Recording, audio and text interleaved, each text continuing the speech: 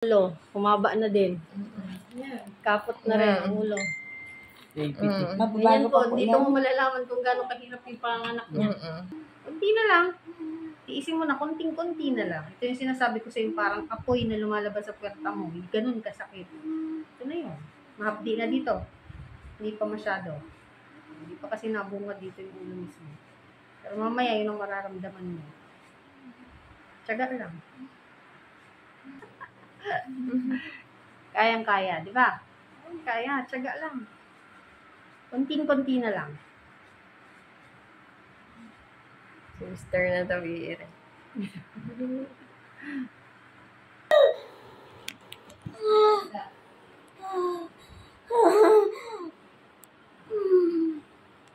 Diretso mo. Diretso. Sige, diretso. Sige, diretso. Sige, diretso. Diretso. Sige, Ning. Diretso, Winnie. Diretso. No, galingan mo. Thank you, Lord. Awakas, anong oras yan? Isa pa, ire mo. Go. Last chord. Lord ko. Thank you, Lord. Hallelujah. 24 oras na labor. Salamat sa Diyos. 126. 25. Thank you, Lord. O, diba? Thanks, God. Salamat po. Kuya. Nakahinga na si Kuya. Very good. Lakas na baby mo. Pamahid luha.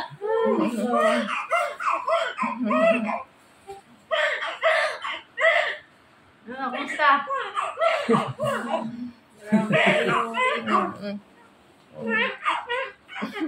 Diba? Sarap na sa pakiramdam. May meaning yung tingin ni Madam kay Sir eh.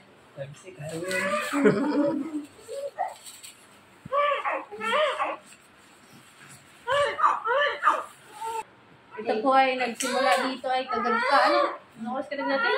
10 pa kagabi. Tapos naglibok pa siya buong maghapon. Hanggang ngayong buong magdamag. Hanggang ngayong alauna.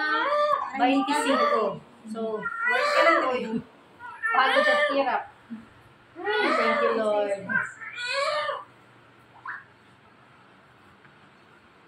Nasaan ang baby boy?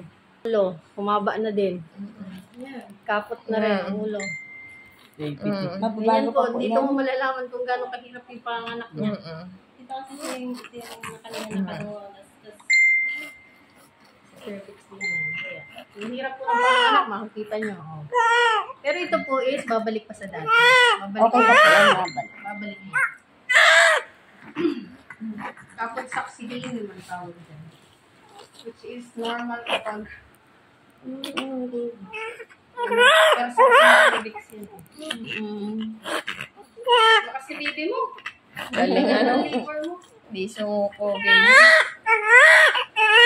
Very good din ang nanay. Matibay. Thank you, Lord.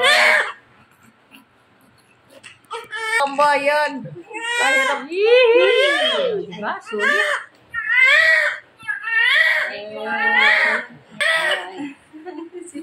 Ay, mga ka-cervix, walang tulugan eh.